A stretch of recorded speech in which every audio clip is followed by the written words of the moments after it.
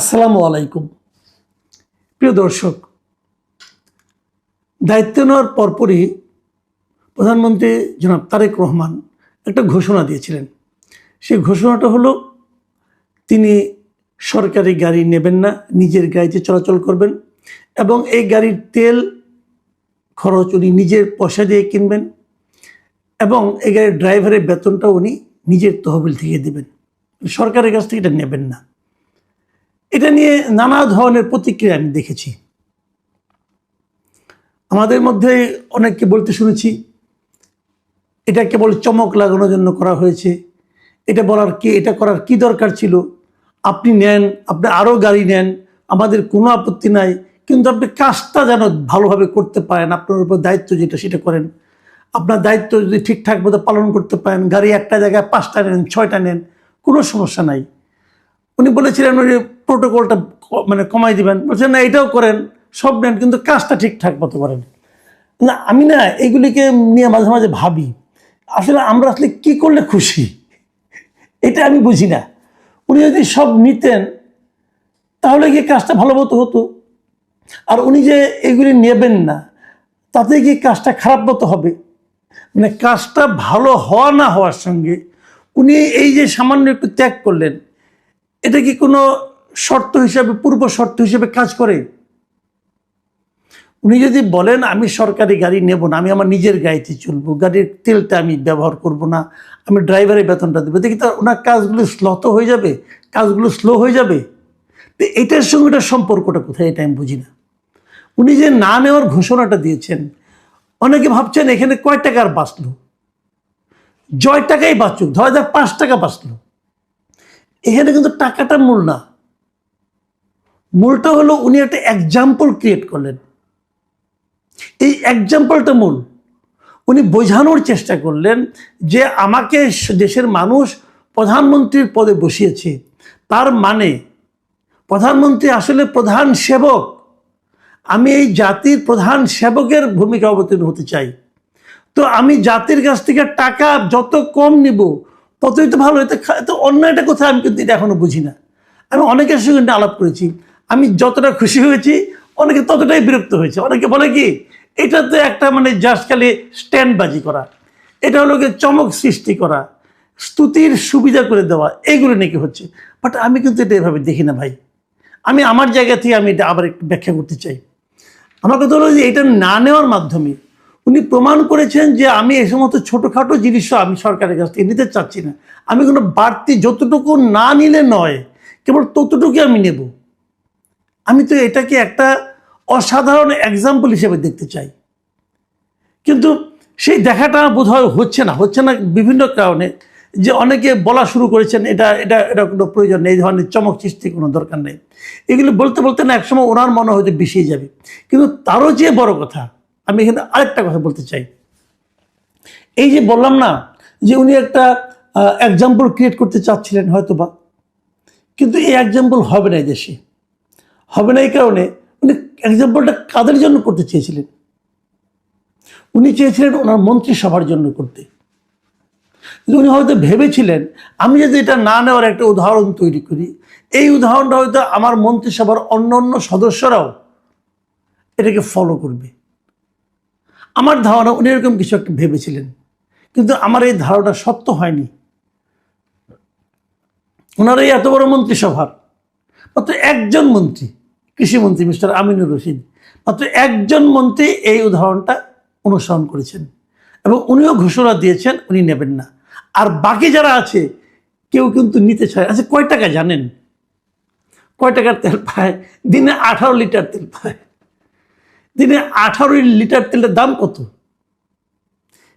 এইটুকু লোভ সম্বোধন করতে পারেন না আপনারা?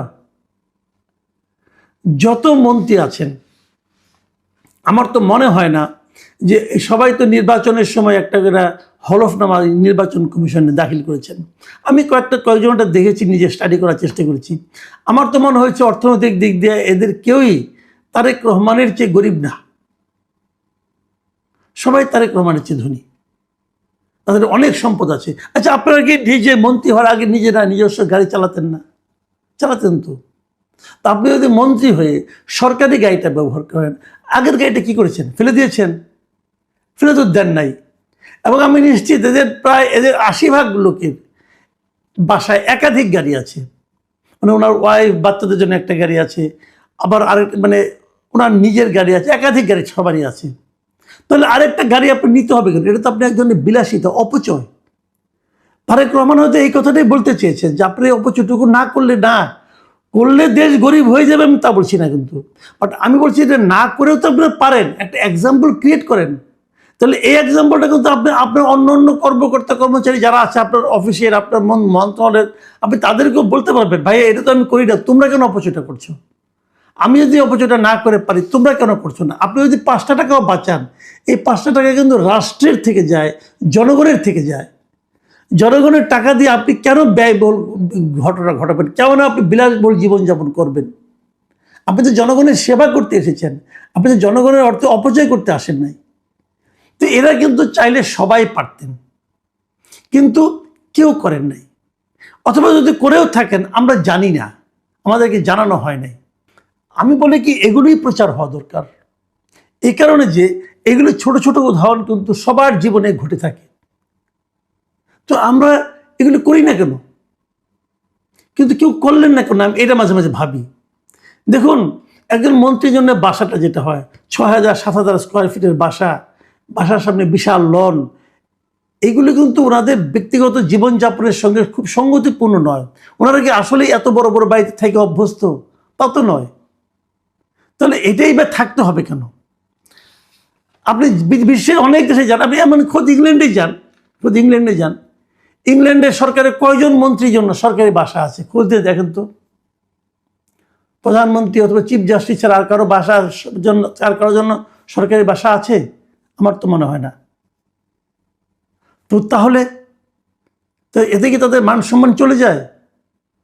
আমি দেখেছি যত গরিব দেশ না, তাদের মন্ত্রীদের তত বেশি বিলাসবহুল জীবনযাপন, জনগণের, গরিব মানুষের অর্থের। এটা হওয়া উচিত না। আর আমি ওই সংকীর্ণতাটা, আমাদের মন্ত্রীদের যে সংকীর্ণতাটা, এটা দেখে আসলে আমি হতাশই হয়েছি। আজকে 7-8 দিন হয়ে গেল, কেউ তো বললেন না যে প্রধানমন্ত্রীর মতো আমিও এটা ব্যবহার করব না, আমিও এই অপচয়টা করব না, কেউ তো বললেন না। এখন যখন এই সামান্য ত্যাগের ক্ষেত্রে এই মন্ত্রীরা তাদের প্রধানমন্ত্রীকে অনুসরণ করতে না পারেন, তাহলে বড় বড় স্বার্থের প্রশ্ন যখন আসবে, বড় বড় ত্যাগের ক্ষেত্রে যখন প্রশ্ন উঠবে যে আপনারা কি এইটুকু অর্থনৈতিক সুযোগ সুবিধাকে মানে না নিয়ে পারবেন, অথবা একটা বড় দুর্নীতি মানে কি, মন্ত্রীদের দুর্নীতি তো মনে করেন 100 কোটি টাকা, যখন ওরকম প্রশ্ন আসবে তখন কি আপনারা নিজেদেরকে সম্বরণ করতে পারবেন? আমার কিন্তু সন্দেহ হয় ভাই। আপনাদের নিয়ত খারাপ, সত্যি কথা বলতে কি আপনাদের নিয়ত খারাপ, আপনাদের নজর ছোট না হলে সামান্য ত্যাগ করতে এত কষ্ট। আমি আসলে কিন্তু ভেবেছিলাম যেদিন নাকি প্রধানমন্ত্রী প্রথম বললেন, তারপর থেকে হয়তো সমস্ত মন্ত্রীরা একের পর এক নিজেরা এগুলো বলতে থাকবেন যে আমিও নিব না। তার মানে সবাই প্রধানমন্ত্রীকে ফলো করতে চাচ্ছেন। কিন্তু এক পর্যায়ে দেখলাম যে টাকার ক্ষেত্রে, স্বার্থের ক্ষেত্রে প্রধানমন্ত্রীকে কেউ ফলো করতে চান না, 2-1 ব্যতিক্রম ছাড়া। এবং তারা প্রমাণ করে দিচ্ছেন, প্রকাশ্যেই বলছেন, ঘোষণা দিচ্ছেন যে আমরা আপনাকে ফলো করব না, এই সমস্ত ক্ষেত্রে করব না, যা পারেন করেন। আমি ভেবে পাই না তারেক রহমান যে মন নিয়ে বিদেশে 17 বছর থেকে, যে মন মানসিকতা নিয়ে দেশে এসে পা রেখেছেন, সেই মন মানসিকতাকে এই তারেক রহমানের মন্ত্রিসভার লোকেরা কতটুকু অনুসরণ করতে পারতেছে। যে অনুসরণটা সবচেয়ে সহজ ছিল সেটাই ওনারা কেউ করলেন না। আর যেগুলো কঠিন কাজ সেগুলো কতক্ষণ করবেন, কতটুকু করতে পারবেন, এটা নিয়ে যদি আমরা সন্দেহ পোষণ করি, আমাদেরকে খুব বেশি সন্দেহ বাতিগ্রস্ত বলা ঠিক হবে। প্রিয় দর্শক, আপাতত এই পর্যন্তই। আল্লাহ হাফিজ।